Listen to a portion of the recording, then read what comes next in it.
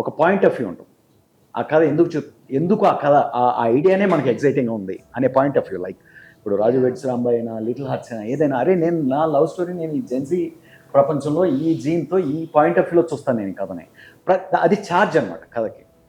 So once ఆ charge అనేది బలంగా ఉన్నప్పుడు అదొక్కటి పోగొట్టుకోకుండా పట్టుకుంటే మనము మన హార్ట్లో దీన్ని మాత్రం ఎవరిని ముట్టుకోనివ్వను, ఏ ప్రొడ్యూసర్ని ముట్టుకోనివ్వను, ఇది ముట్టుకొని నేను కావాలంటే నేను రాసుకొని నేను చూసుకొని పక్కన పడేస్తాను ఎవరు సపోర్ట్ చేయకపోతే. సో అది పట్టుకున్నప్పుడు అగైన్ అండ్ అగైన్ నాకు సందీప్ ఒక చెప్పాను, is out of all the interviews ఒక్కటి మాత్రం నా వాల్ మీద కోట్లో పెట్టుకుంటాను, ఏ కథన్నా చెప్పు బోర్ కొట్టుకుంటుంది చెప్పు. ఒక ఐడియా అనే దానికి కూడా ఒక రీచ్ ఆడియన్స్ ఉంటారు. ఇప్పుడు సిరియానా అనేది సిరియానా చూసే ఆడియన్స్ కోసమే తీశారు $20 million, ఎందుకంటే దాని లిమిట్స్ తెలుసు కాబట్టి. ఇప్పుడు నేను వచ్చేసి ఇప్పుడు నేను తీసిన అన్ని సినిమాల్లో కల్లా మ్యాక్సిమం మైసాబుకి వచ్చింది రీచ్. కింద ఎక్కడ అరుగుల దగ్గర ఊర్ల దగ్గర కూర్చొని దీని గురించి మాట్లాడుతున్నాడు. అండ్ వాళ్ళకి నేను ఇప్పుడు పరిచయం అయ్యా, రైట్?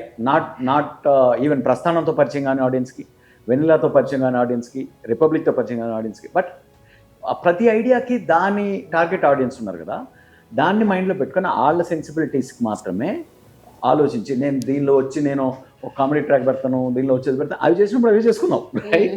సో ఇవన్నీ it's a back and fourth calculations.